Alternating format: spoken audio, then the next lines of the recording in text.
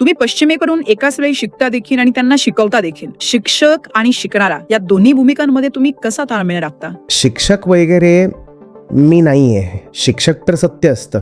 आपली शास्त्र सांगतात की आत्मा म्हणजे सत्य, तोच प्रथम गुरु आहे. त्यामुळे शिकवणं हे त्याचंच काम आहे. मी फक्त एक माध्यम आहे, किंवा भगवद्गीतेच्या भाषेत सांगायचं तर निमित्त मात्र आहे. त्यामुळे त्यात माझ्या अहंकाराला श्रेय घेण्यासारखी कोणती गोष्ट मुळीच नाही आहे. म्हणूनच मला त्यात काही अडचण येत नाही. मी फक्त उभा राहतो आणि काहीतरी बोलून जातो. मला स्वतःला देखील माहीत नसतं की पुढच्या क्षणी मी काय बोलणार आहे. ते सत्याचं काम आहे, सत्यच जाणे. आणि आता दुसरी गोष्ट जी तुम्ही म्हणालात की शिकणे, त्यात तरी मी अहंकाराला कसं श्रेय घेऊ देऊ?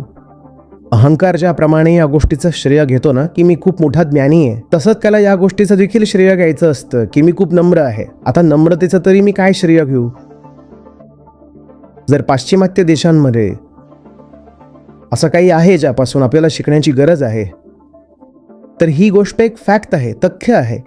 आणि तथ्यांचा तर स्वीकार केला जातो, यात नम्रता कसवी. आणि मुद्दा हा आहे की काही अशी क्षेत्र आहेत ज्यामध्ये त्यांनी खूप प्रगती केली आहे, जसं की विज्ञानाचं क्षेत्र असेल. त्यांनी ज्या संस्था बनवल्या आहेत किंवा जी नागरी सुव्यवस्था आहे ती त्यांची जास्त चांगली आहे. तर या सर्व गोष्टी आपण त्यांच्याकडून शिकल्या देखील पाहिजेत.